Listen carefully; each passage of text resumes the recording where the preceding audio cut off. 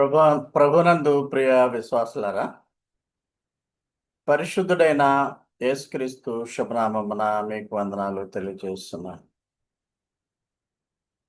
ఈరోజు మనము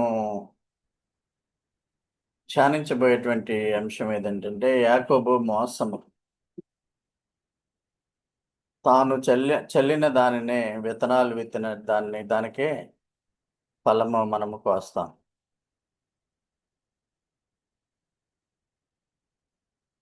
యాకోబు మీకు అందరికీ తెలుసు. 12 గోత్రాలు, ఇశ్రాయేలీయుల 12 గోత్రాలకు తండ్రి అయి ఉన్నాడు.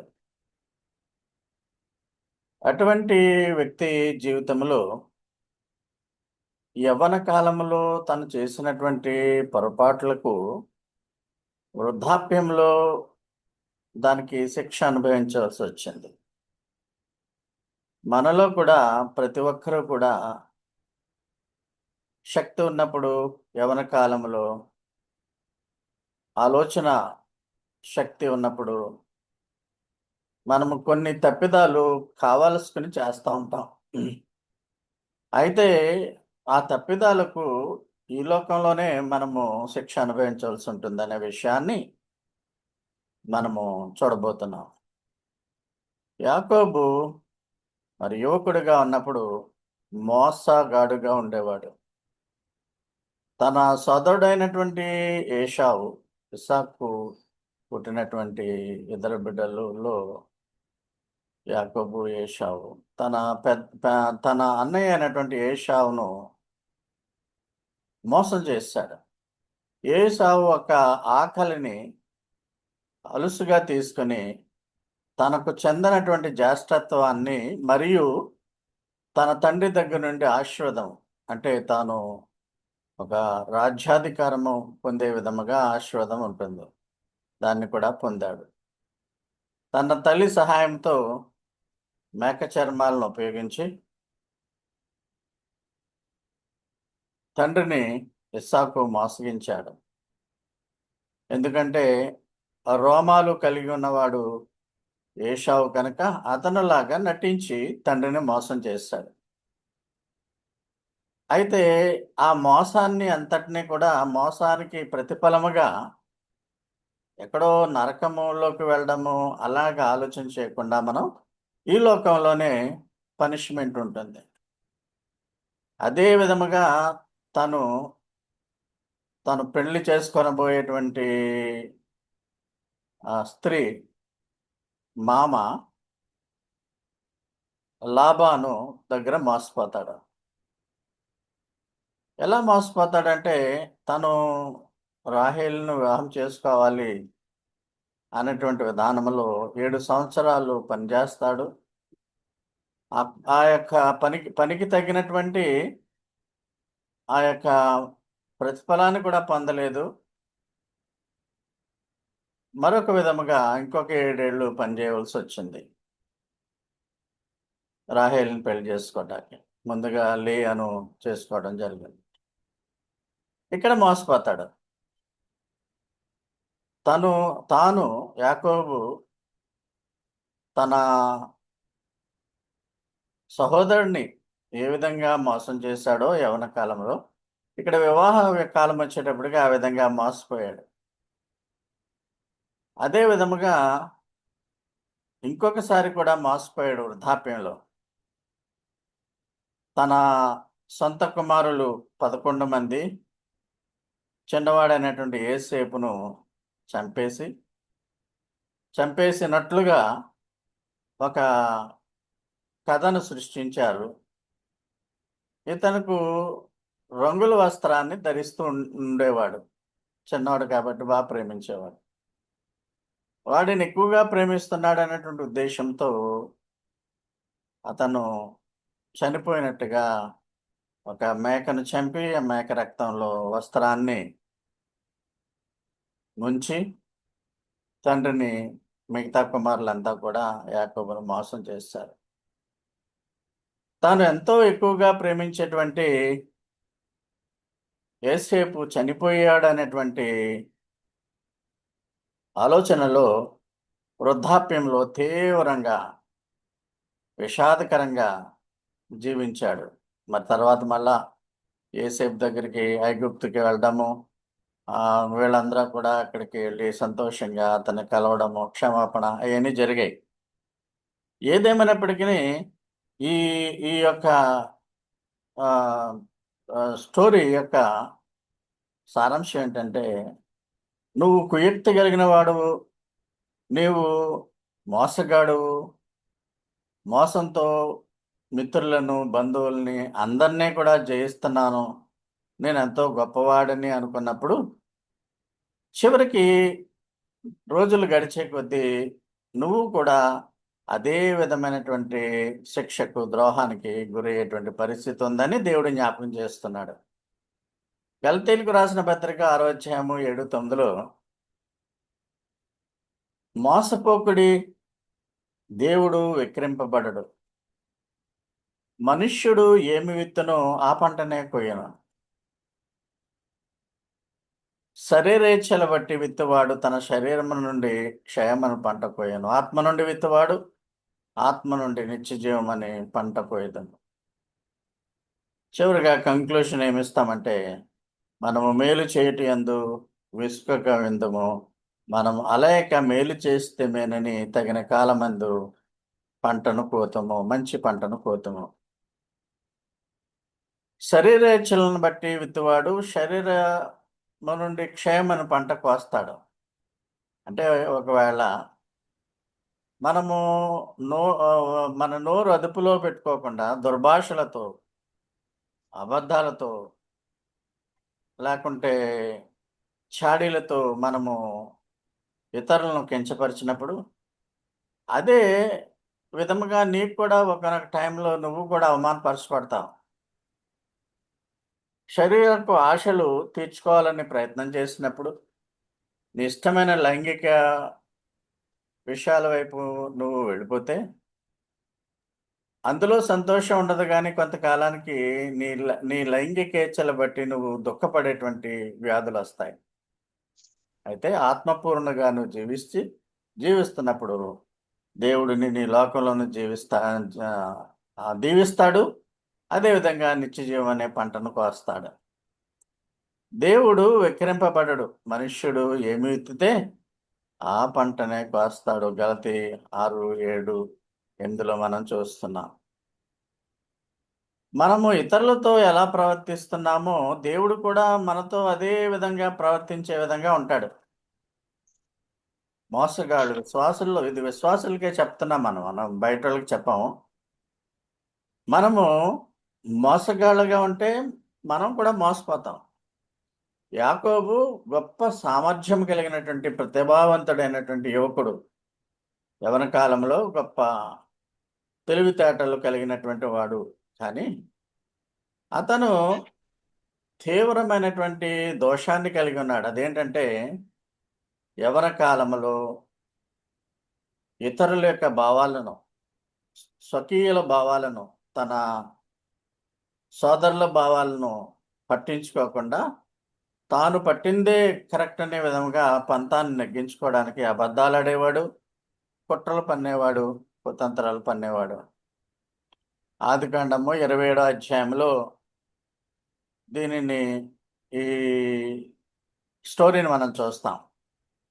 జరిగినటువంటి కథనం. తండ్రి అయినటువంటి ఇస్సాకును కూడా మోసగించాడు. మోసగించి జ్యేష్ఠత్వపు హక్కును ముందు పొందాడు. తర్వాత కూడా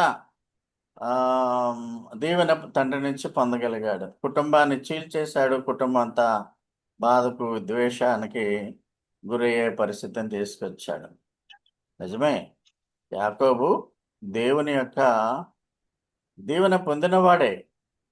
కానీ అతను అబద్ధాలు చెప్పి తాను జ్యేష్ఠత్వాన్ని పొందే విధంగా చేయకుండా ఉంటే, ఇంకొక మార్గంలో జ్యేష్ఠత్వము తనకు వచ్చి విధముగా దేవుడు చేసి ఉండేవాడు అనేటువంటి బుద్ధి జ్ఞానాలు లేవు.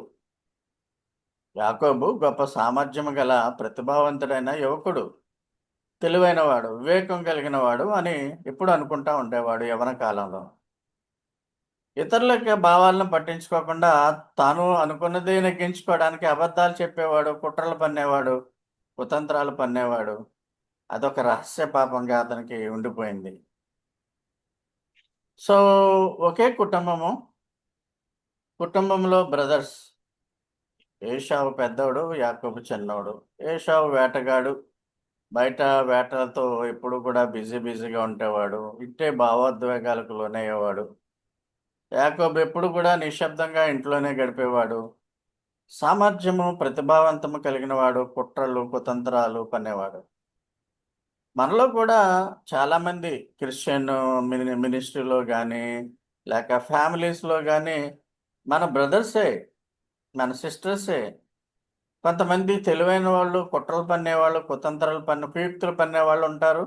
ఎదుటి వాడిని మనము మోసం చేసన్నా ఓడించేయాలనే దృక్పథంతో మనలో కొంతమంది ఉండవచ్చును. దగా చేయాలనేటువంటిది, కుట్రలు చేయాలనేటువంటిది విశ్వాసులకు తెలీదు.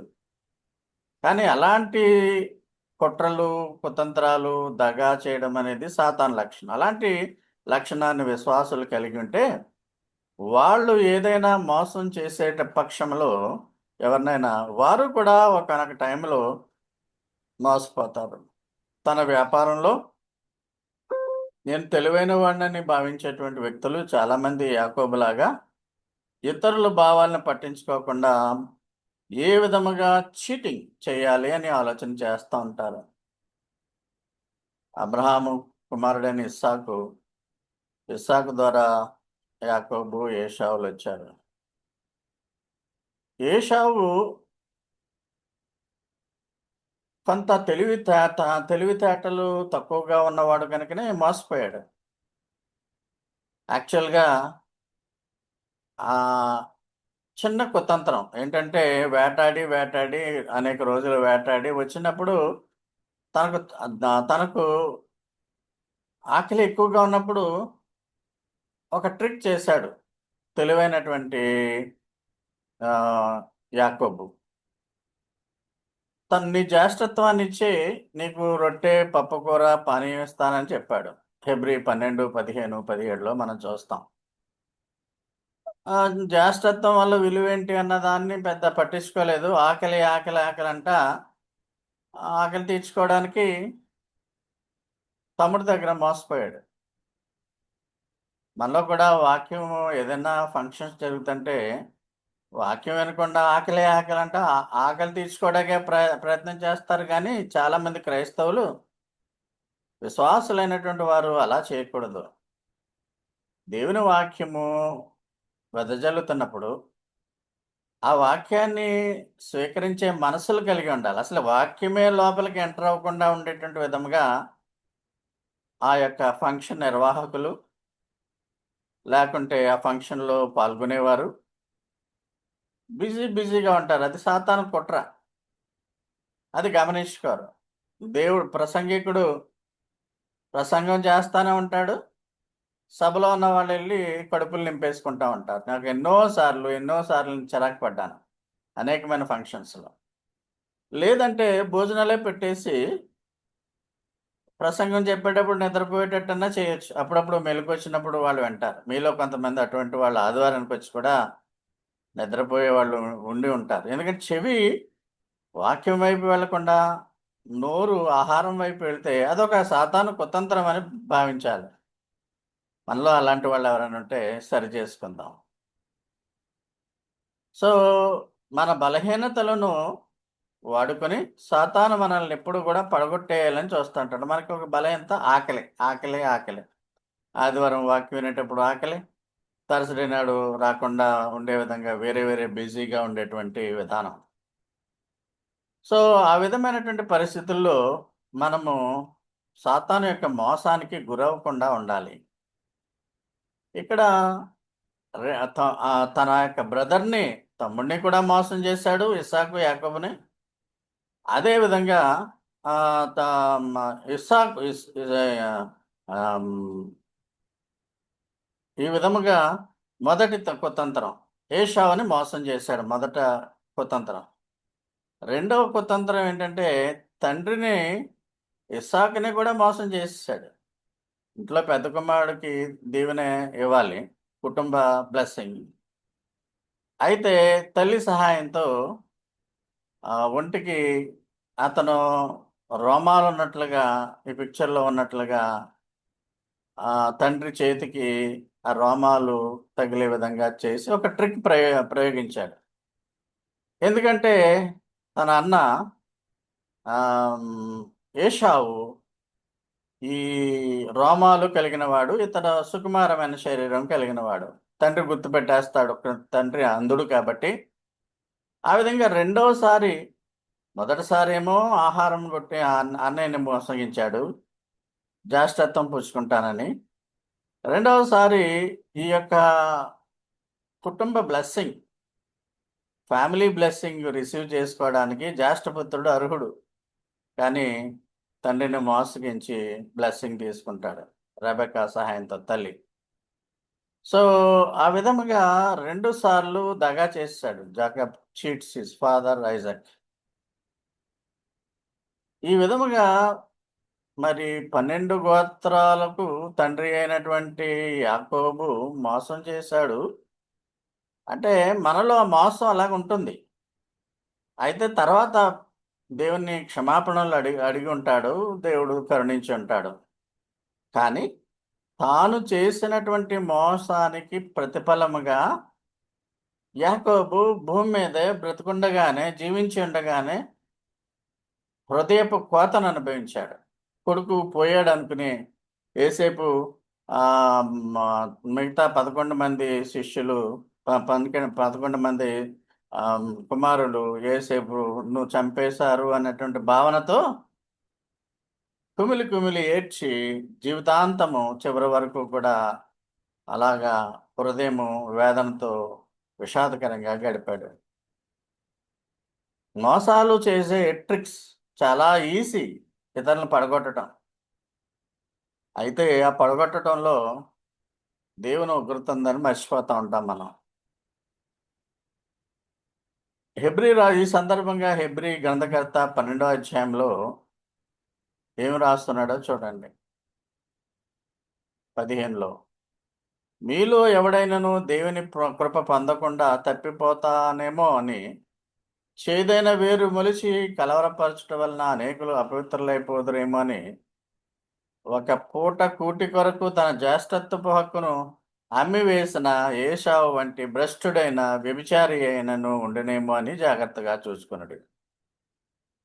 మనం కూడా ఏసావులాగా మన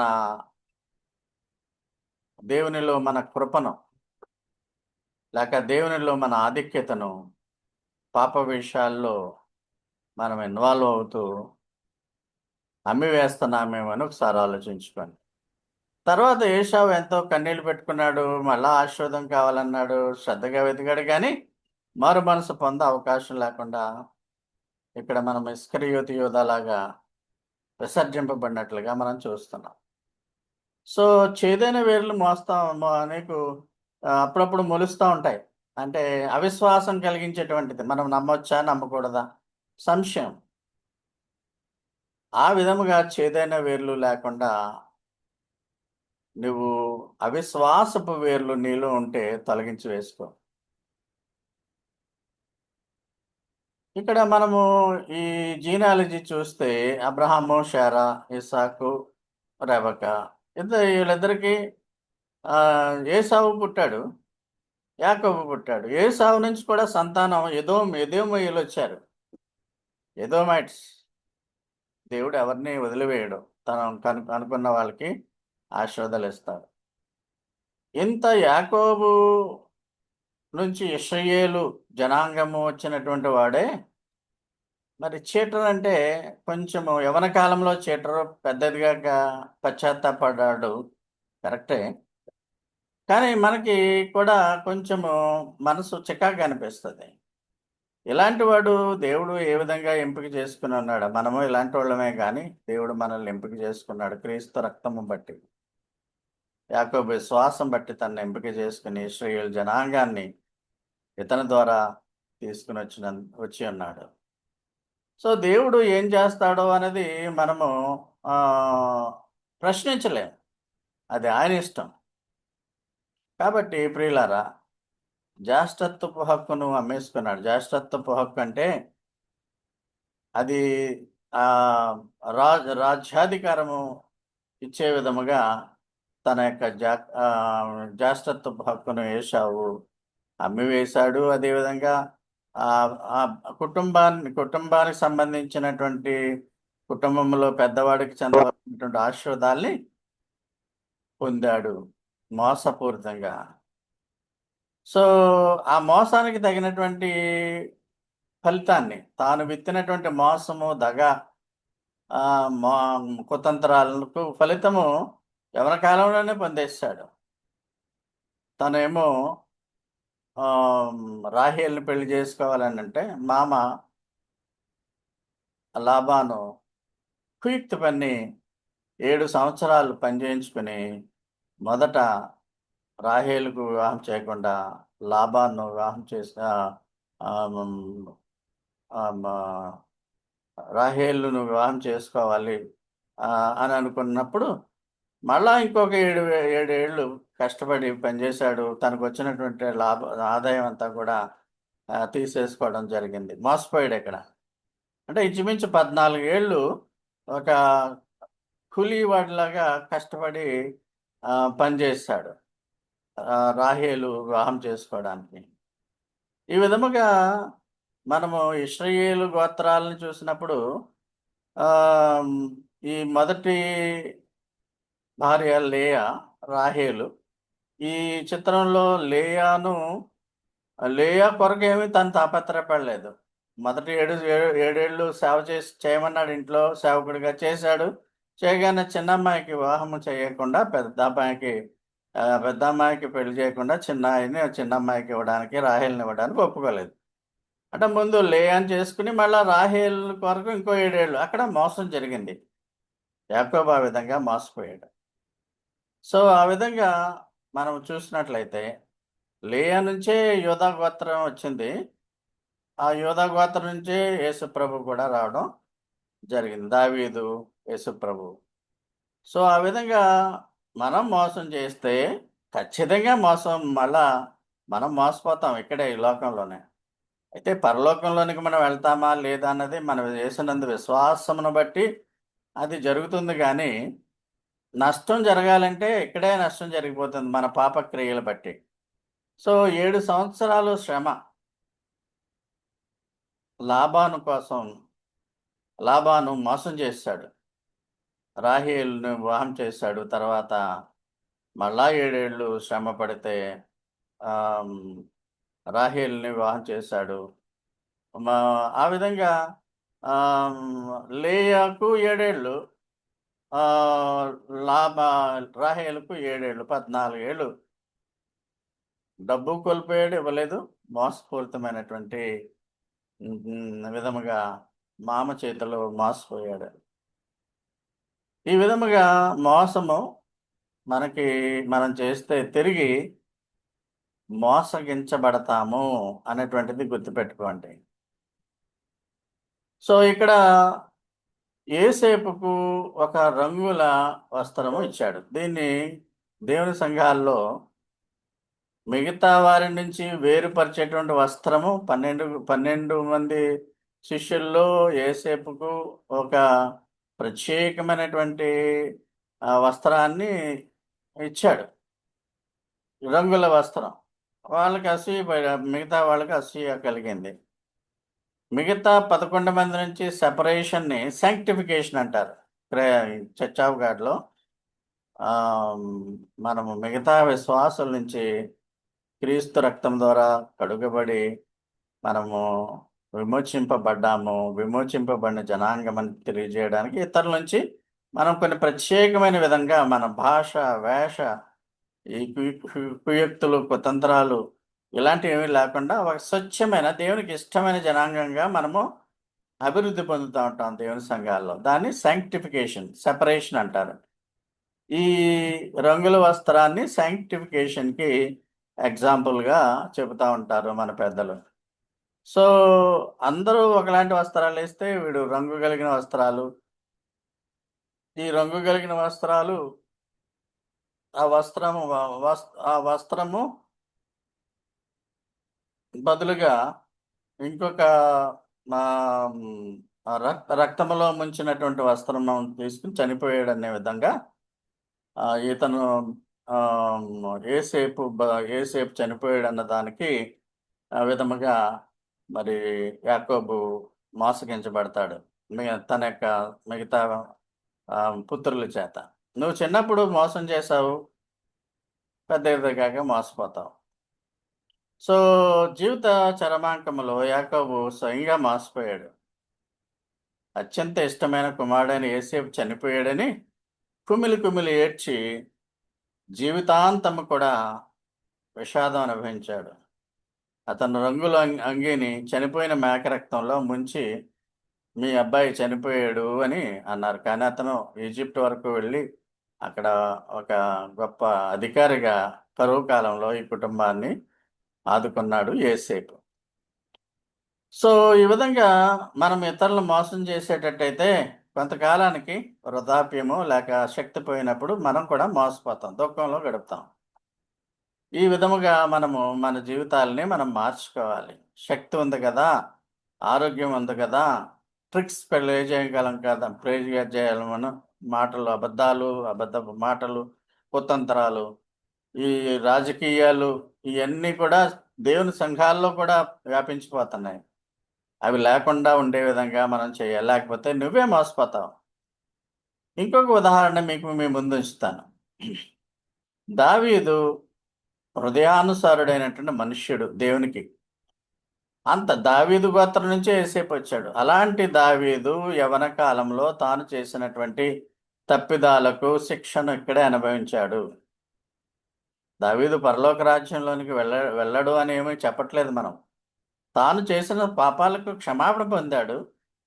అయితే రాజైన దావీదు తాను చేసినటువంటి పనులకు ఇక్కడే శిక్ష అనుభవించాడు. ఈ యొక్క 9 మంది, ఇంచుమించు 8 మంది భార్యలు ఉన్నారు. ఇంకా చాలా మంది ఉపపత్తులు, కాంకబైన్స్ ఉన్నారు. 8వ భార్యగా బెత్షెబా ఉంది. బెత్షెబా ఒకరి భార్య, ఒక సైనికుడి భార్య. ఆ సైనికుడి భార్యను హిత్తీయుడైన ఉరియా ఆ భార్యను మోహించి, అదేవిధంగా భర్తను ఉరియాను యుద్ధంలో చంపించి బెత్షెబాను రాజభవనానికి తీసుకొచ్చి ఆమెతో కలిసి ఆమెను గర్భవతి చేశాడు. ఇదొక పాపం. ఎందుకంటే వివాహము 10 ఆజ్ఞల్లో ఒక ఆజ్ఞ, నీ పొరుగు వారి దాన్ని దేనిని ఆశించకు, భార్యనైనను గాడిదైనను అని ఒక ఆజ్ఞ ఇచ్చాడు. భర్త బ్రతికుండగా భార్యను బెత్షెబాను తీసుకొచ్చాడు. ఆమెను కామించి గర్భం కూడా చేసేసాడు. తర్వాత ఆ యొక్క ఉరియాను భర్తను యుద్ధంలో చంపించేసి పెళ్లి చేసుకుంటాడు.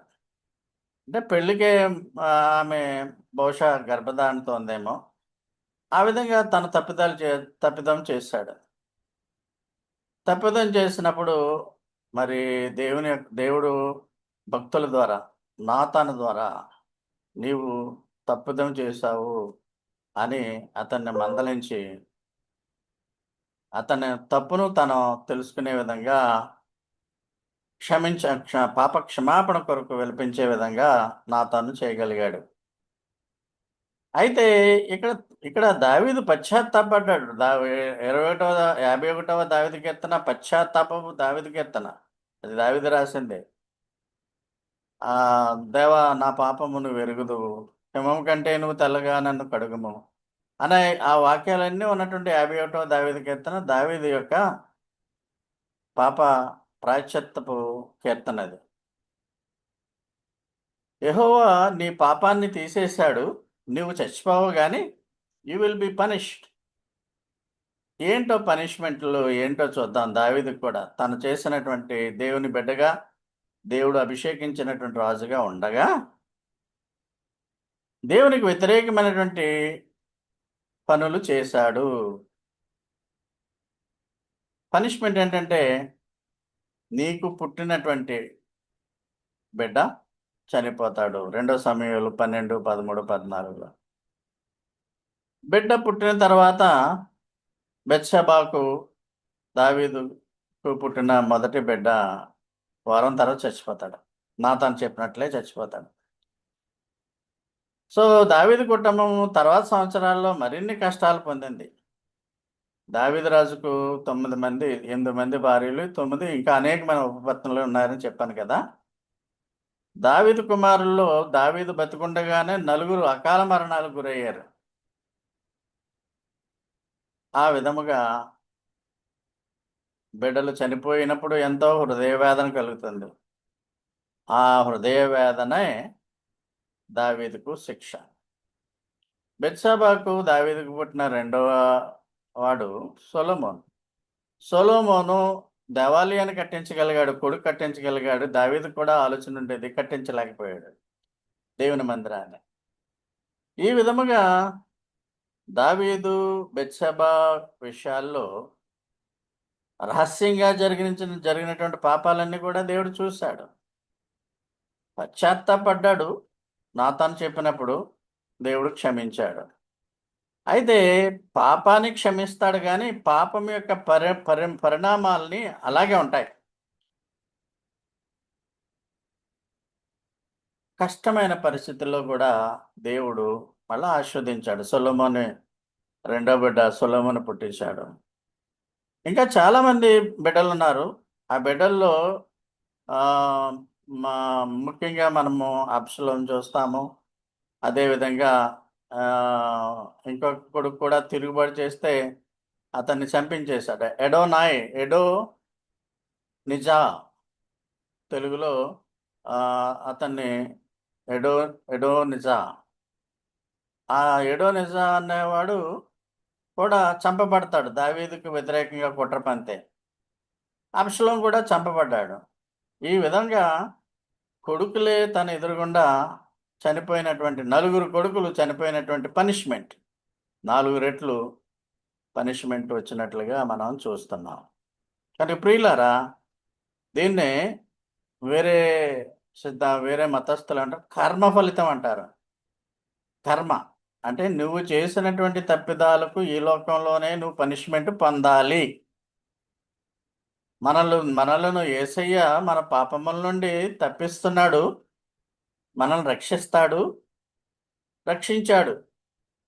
కానీ తప్పిదాలకి పనిష్మెంట్ పొందాలి. ఇక్కడ ఒక ఎయిడ్స్ వ్యాధిగ్రస్తుడు యవ్వన కాలంలో 22, 23 ఏళ్ళకే వాడికి విశృంఖలమైనటువంటి విచ్చలవిడి లైంగిక విధానాల్లో వెళ్ళిన వాడు యేసయ్యను క్షమించమని అడిగితే యేసయ్య క్షమిస్తాడు, పరలోకానికి తీసుకెళ్తాడు. కానీ ఆ వ్యాధి నిన్ను కృషింపజేసి నిన్ను యవ్వన కాలంలోనే మరణమైపోయే విధంగా చేస్తుంది. That is the punishment. దాన్ని వేరే మతస్థులు ఏమంటారంటే కర్మ ఫలితం అంటారు, కర్మ సిద్ధాంతం. మనం కూడా అలా చెప్పుకోవచ్చు. పనిష్మెంటు ఈ లోకంలోనే ఉంటుంది, నువ్వు పరలోకంలోకి వెళతావు, నో డౌట్ ఇన్ ఇట్. విశ్వాసం వలన మీరు రక్షణ పొందుతున్నారు. ఆ విధంగా ప్రియమైన మిత్రులారా, యాకోబు కుతంత్రాలు చేసి జ్యేష్ఠత్వాన్ని దేవుడు ఇవ్వాలనుకున్నాడు, కానీ అది వేరే విధానంలో ఇచ్చేవాడు. మోసపూరితమైన విధానంలో మోసాలు చేయడంలో యాకోబు ఎంతో ఘనత సాధించిన వాడుగా, విజయాన్ని పొందిన వాడుగా ఉన్నాడు. కానీ యవ్వన కాలంలో వృద్ధాప్యంలో తన కుమారుల చేత మోసపోయాడు. అదేవిధంగా జీవితాంతం కూడా బాధపడేటువంటి విధంగా అతను ఉన్నట్లుగా మనము చూస్తున్నాం. దావీదు కూడా రాజు, దేవునికి హృదయానుసారుడైనటువంటి మనుష్యుడని దావీదు అన్నాడు, దావీదు చెప్పబడ్డాడు. కానీ యవ్వన కాలంలో తను చేసినటువంటి తప్పిదాలకు తన కుమారులు 4 చచ్చిపోయారు ఎదురుగుండానే. ఎన్నో బాధలు పడ్డాడు.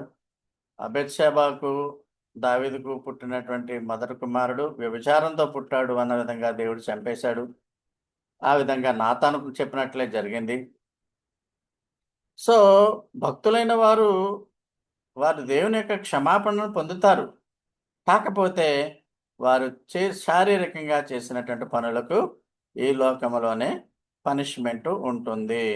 కనుక మనము విశ్వాసులముగా మనం బహుజాగ్రత్తగా ఉండాలి. అందుకనే గలతీ 6:9 ఏమంటున్నాడంటే, మేలు చేసే వారంగా ఉందాం మనం. అలాగ మేలు చేస్తమేనని తగిన కాలమందు పంట కోస్తాం. మనము వీఆర్ రైచియస్ పీపుల్. మనము నీతిమంతులము యేసు రక్తం ద్వారా. మనము నీతిని విత్తడానికి పిలువబడ్డాం. మోసం, దగ, కుట్రలు మనము విద్యార్థులుగా ఉన్నప్పుడు, లేకుంటే ఒక ఉద్యోగాలు చేసుకుంటున్నప్పుడు, లేక ప్రీచింగ్‌లో ఉన్నప్పుడు, ఈ మోసం, దగ, కుట్ర అనేది దేవునికి అసహ్యం. మన ఆధ్యాత్మికమైనటువంటి చట్టాలను మనము మీరలేము. మోసం ద్వారా ఫలితాలను మనము పొందినట్లే, జయించినట్లే మనము అనుకుంటాం గానీ, తర్వాత దేవుని వద్ద నుండి మనకి ఏది విత్తుతామో అదే మనము కోస్తాము. కనుక నువ్వు మంచిని విత్తినట్లయితే, ఆ మంచిని కోస్తావు. కీడుని విత్తితే కీడును కోస్తావు. ఇది రక్షణకును, ఇక్కడ పొందేటువంటి పనిష్మెంట్‌కిని సంబంధం లేదు. ఒకవేళ నిజంగా నశించిపోతే, ఆ ఫైనల్‌గా అక్కడే నరకంలో పనిష్మెంట్ అనేది వేరేగా ఉంటుంది. అది అవిశ్వాసులకు. సో, మానవ కుతంత్రాలు దేవునికి ఎరుక. మనం అనుకుంటా ఉంటాం మనల్ని ఎవడో ఏం చేయడు కదా అని. కుతంత్రాలు, ఈ యొక్క గాసిప్స్ కూడా దీంట్లో ఒక భాగమే. లేనివి పుట్టించటాలు ఇవన్నీ కూడా. దావీదు ఇక్కడ 7 మంది భార్యలు ఉన్నారు. 7 మందికి పిల్లలున్నారు. 8 బెత్షెబాను మోహించి భర్తను చంపేసేసి, భర్త బ్రతికుండగానే ఆమెతో కూడి బిడ్డను పుట్టించాడు. కానీ బిడ్డ చచ్చిపోతాడు. 9 ఇక్కడ ఎందుకేసామంటే ఉపపత్నులున్నారు. చాలామంది కాంకుబైన్స్. సో, ఈయన ఇంతమంది స్త్రీలు భార్యలుగా ఉన్నప్పటికిని ఆయనకి ఉత్సాహం తీరక 8వ భార్య బెత్షెబా దగ్గరికెళ్ళాడు. అంటే పూర్వకాలంలో బహుభార్య తత్వము ఉండేది. రాజులైతే ఎక్కడైతే వాళ్ళు ఏ రాజ్యాన్ని జయిస్తున్నారో ఆ రాజ్యాన్ని వైపు ఉండే లేడీస్‌ని తెచ్చేసుకుంటా ఉండేవారు. ఆ విధంగా అది జరిగేది. ఇప్పటి కాలంలో యేసయ్య పుట్టాక ఇవన్నీ కూడా అవి చెల్లుబాటు అవ్వవు. కనుక ప్రియమైన వాళ్ళారా, మనము మేలు చేసే వాళ్ళంగానే ఉందాం. కుతంత్రాలు ఉండేవాళ్ళంగా ఉండొద్దు. నిజమైన పంట కోద్దాం. మనము ఏ విత్తనాలు చల్లుతున్నామో ఆలోచిద్దాం. మన ఆయుష్ కాలము చాలా తక్కువ సమయము, 70 లేక 80 ఏళ్ళు. ఇందులో మంచి మంచి విత్తనాలు జీవితకాలంలో మనం నాటుతూ ఉంటుంటే దేవునికి యేసయ్యకి ఇష్టమైతే ఇక్కడే నిన్ను ఫలింపచేస్తాడు. నువ్వు ఈ యొక్క లోకంలో కూడా వర్ధిల్లుతావు. అయితే నువ్వు ఒకవేళ ఈ దుర్నీతి విత్తనాలు నువ్వు నాటితే క్షయమైన పంట. నువ్వు క్షయమైన విత్తనాలు నాటితే క్షయమైనవి, అంటే విషాదకరమైనటువంటి రిజల్ట్స్ వస్తాయి.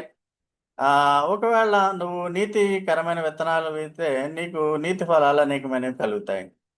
సో, మన యొక్క జీవితాల్ని మరొకసారి ఈ 2 ఇలస్ట్రేషన్స్ బట్టి, యాకోబు మోసం, దగ, దావీదు తన స్వయం పాపాలు, వీటి బట్టి ఇక్కడే వాళ్ళు శిక్ష పొందారు. అయితే వాళ్ళు దేవుని చేత ఆశీర్వదింపబడ్డారు. పశ్చాత్తాపం కలిగి ఉండడం వల్ల యాకోబు నుంచి 12 గోత్రాలు. ఇశ్రాయేలు అంటేనే యాకోబు సంతానం 12 గోత్రాలు. అలా 12 గోత్రాల్లో 2 గోత్రాలు ప్రకటన గ్రంథంలో తీసేశాడు. అది ఎందుకో మీకు తెలుసు. విగ్రహాల వైపు వెళ్ళడం వల్ల ఆ 2 గోత్రాలని, ఎఫ్రాయిము గోత్రము, అదేవిధంగా ఇంకొక డాన్ గోత్రము, ఈ రెండింటిని కూడా తీసి పారేశాడు. ఇంకో 2 గోత్రాలను చేర్చుకున్నాడు. దేవుని బిడ్డలమని పిలువబడే వాళ్ళము మనం దేవుని యొక్క బిడ్డలము అనుకుని తప్పిదాలు చేస్తూ ఉంటుంటే దేవునికి ఇష్టం.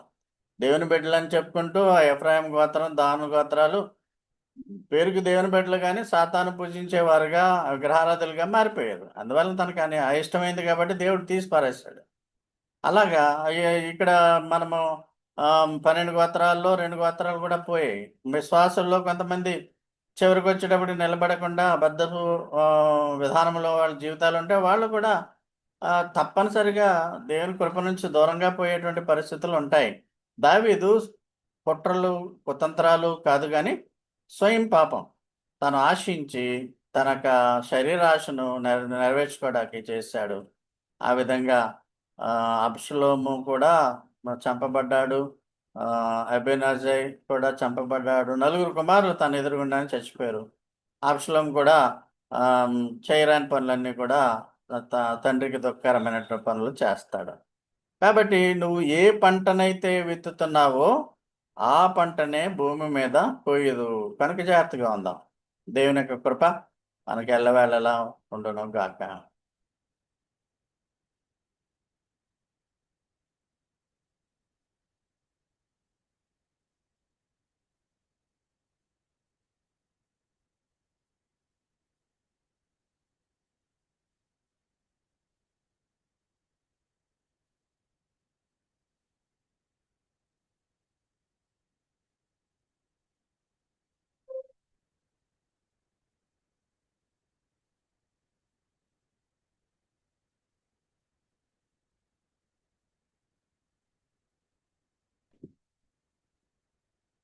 మన తండ్రి అయిన దేవుని ప్రేమయు, కుమారుడైన యేసుక్రీస్తు కృపయు, పరిశుద్ధాత్మక అన్యోన్య సహవాసము సదాకాలము మనకును, మన కుటుంబములకును, మన సంఘములకును ఎల్లవేళలా కావలిగా ఉండును గాక. ఆమేన్. ఆమేన్. మేళాన్నిచ్చు దేవుని స్తుతించు సర్వ సృష్టియు నూతించు మోక్ష సైన్యము పితృపుత్ర శుద్ధాత్మ